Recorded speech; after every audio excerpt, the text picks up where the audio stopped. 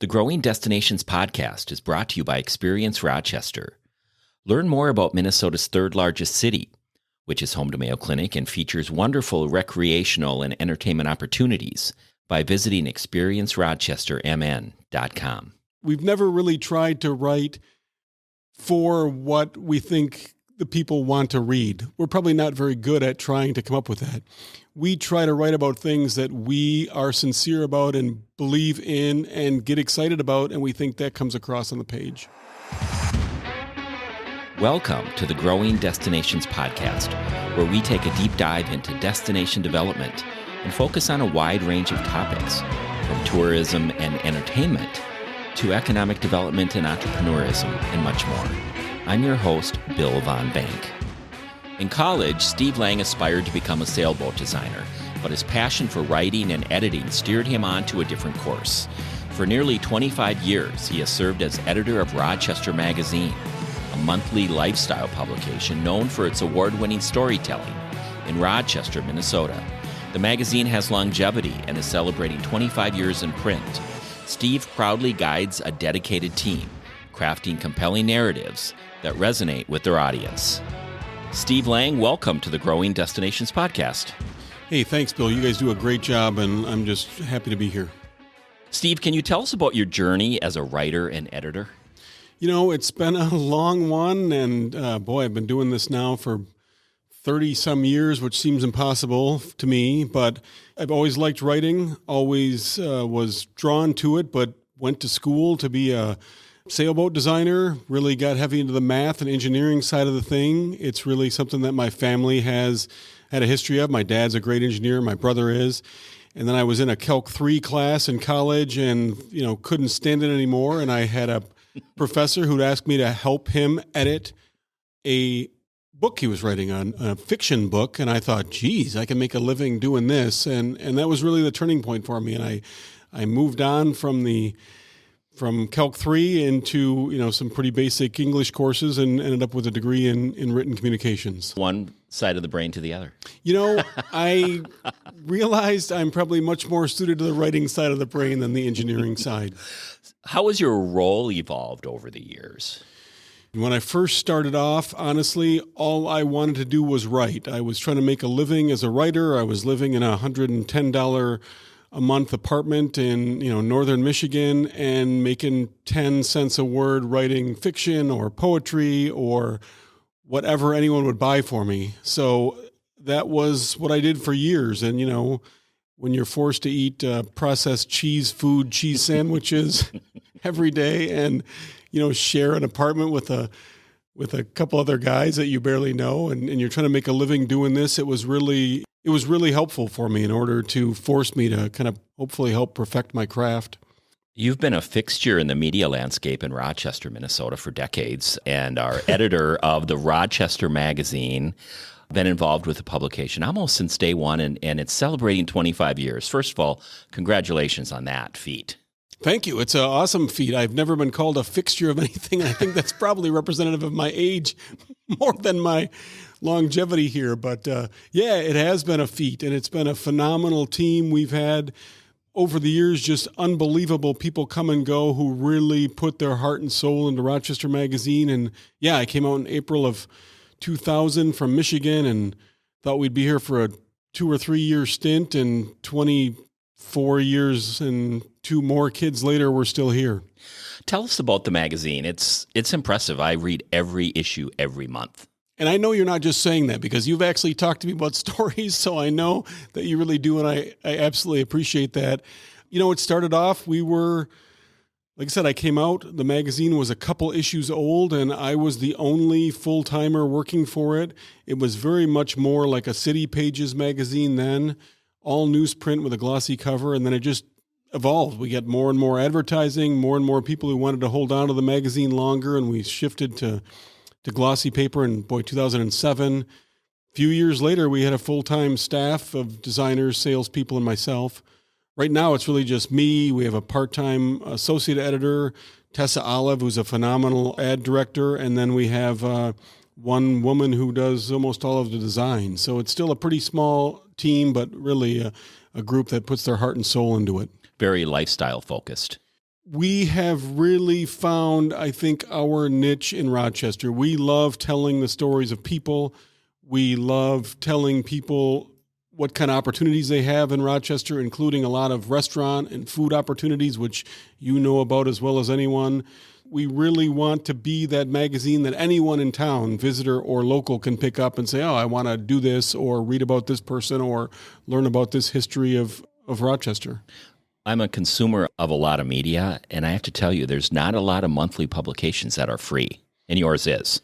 You know, that has really been something that we've held on to. We've had a lot of other publications who've come and gone and weren't able to sustain this model. We have 200 locations around town. We're printing, upwards of 15,000 copies every month, and we have a hard time keeping those in stock. We have really realized that with this kind of community, especially with the transient people at Mayo Clinic, this was the only way we were going to survive and thrive. And it's really worked out for us. We've had plenty of those discussions to go to a paid model, and we've not done that, and I'm really glad we haven't.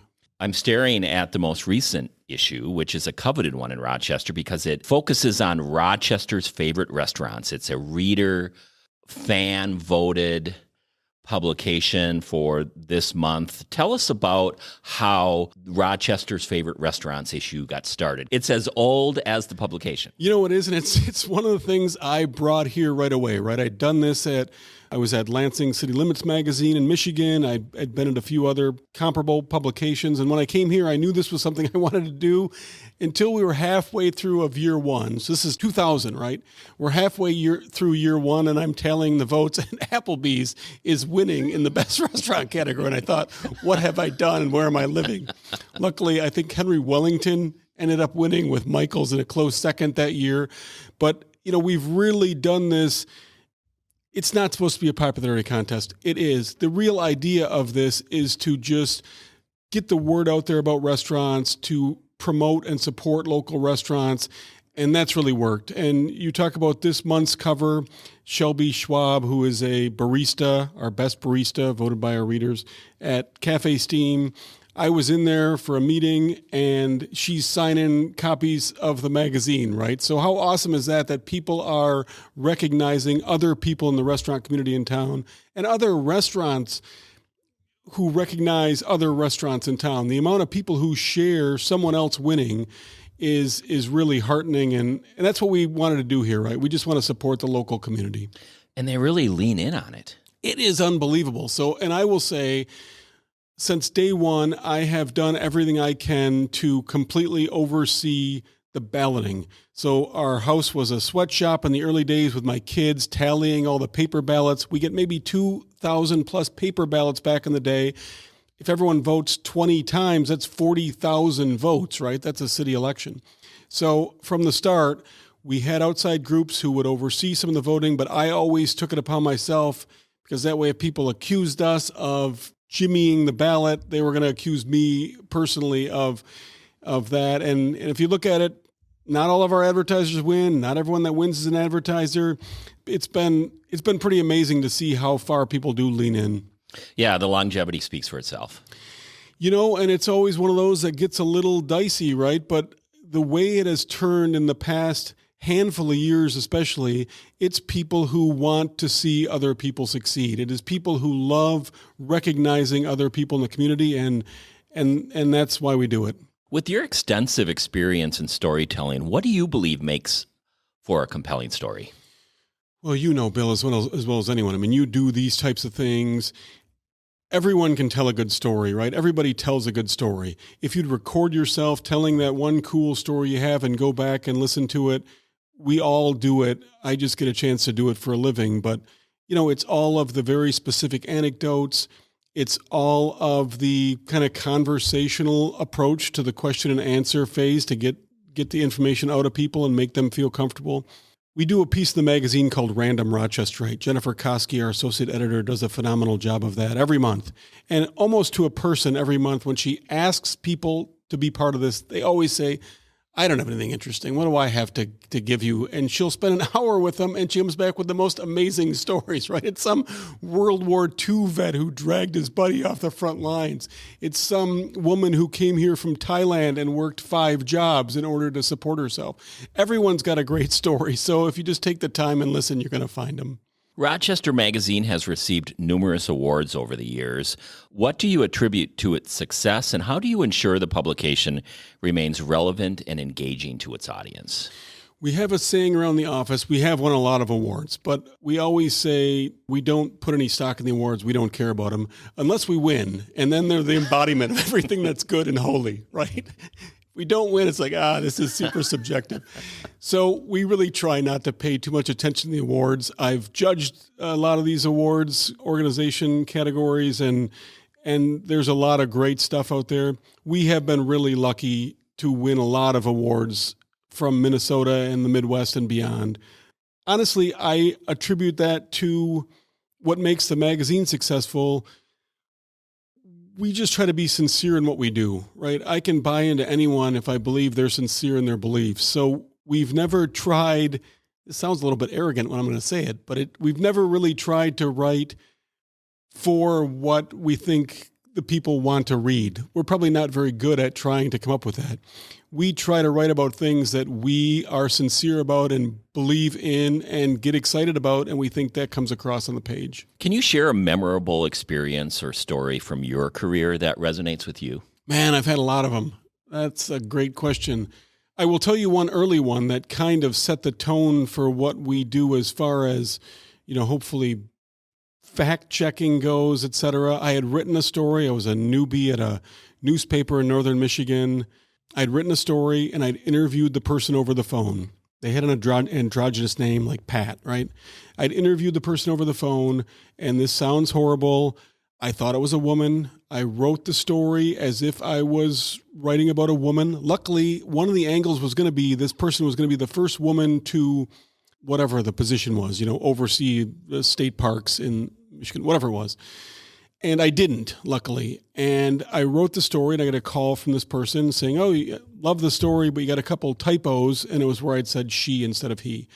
And it was one of those moments that really resonated with me as far as the gravitas goes of what we do here. If I would have done that wrong, and I very well could have been egregiously wrong, what kind of impact would that have had? And I was pretty young at that point, and it really struck me as, man, I have better get on the ball as far as fact-checking goes. And it's the thing that lets me sleep at night. If somebody tells you their name is John Smith, you better ask because it'll be JONSMYTH. You wear 2 hats. You are both editor of Rochester Magazine, and you're the general manager of the Post-Bulletin, which is Rochester's daily newspaper. How do you balance the responsibilities of overseeing editorial content while also managing the business aspects of the newspaper? That seems like a heavy load. Yeah, I'm not sure if I do. So yeah, you're right. I've been the editor of Rochester Magazine since 2000. In February of last year, I was named interim general manager of the Post-Bulletin. And then in June or July of 2023, I was named the general manager of the Post-Bulletin. I will tell you, the team at the PB doesn't need me to get terribly involved. Jeff Peters on the edit side is very much the ultimate newspaper editor who oversees his team, phenomenal staff there.